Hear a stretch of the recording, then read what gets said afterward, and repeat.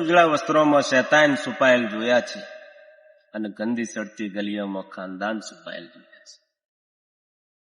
અમે ધોળા લુગડો પહેરવા વાળાને હરામી જોયા છે અને ત્યાગ શરાફત નેકીથી મૂંગે મોઢે સેવા કરતા એવી નિર્ધનતાની પીઠીઓમાં ઇન્સાન છુપાયેલ જોયા છે. જેની પાસે કશું નહીં પણ હૃદયમાં એમ કહેવાય કે સેવા લઈને ફરતા યુવાનો જોયા છે. પણ એક આ ધરતીનો એક દુહો યાદ આવો કે આ દેશની દીકરીઓ જોઈએ. દીકરીઓને ભણાવવાની ના નહીં. Education is the best weapon. શિક્ષણ છે ને એક મોટું હથિયાર છે. ભણાવજો, ભણાવવાની જરૂર છે, પણ એની હાથે હાથે દીકરી આવે ને ઘરે એટલે હમા પલોઠી વાળીને બેસી અને એને પોતાની પરંપરા અને સંસ્કાર પહેલા દેખાડજો છે.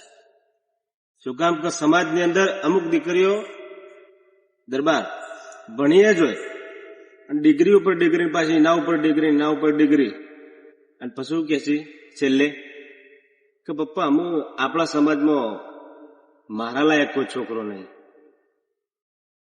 પછી આપણે કેવું પડે સ્વીટી બા મારા બાપ ઓમ નજર કરે જે રાણો રાણાની રીતે જ છે યાર.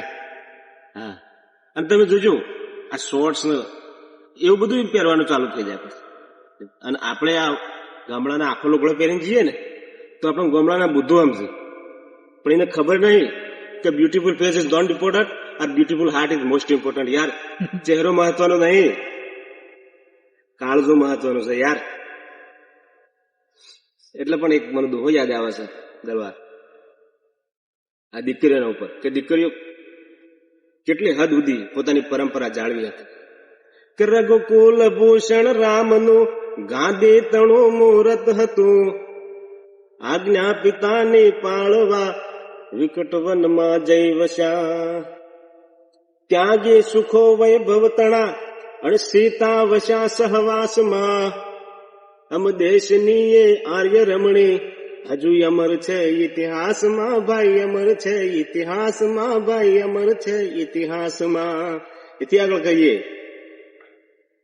કે વાઢો કુંવર નિજ વાણીએ હાથે સદા મુખડું હશે, આ સગાળસાની વાત સુણતા રૂવાડા બેઠા થશે, ચંગાવતીએ શીશ કાપ્યું હરખને ઉલ્લાસમાં, અમ દેશની એ આર્ય રમણી હજુ અમર છે ઇતિહાસમાં, ભાઈ અમર છે ઇતિહાસમાં. આવી મારી તમારી જનેતા જાનકી સાહેબ જીવન જીવી દઈ ને એમાંથી 5% જીવન જીવીએ ને સાહેબ આજની દીકરી તોય ઘણું મહત્વનું છે સાહેબ. જય માતાજી.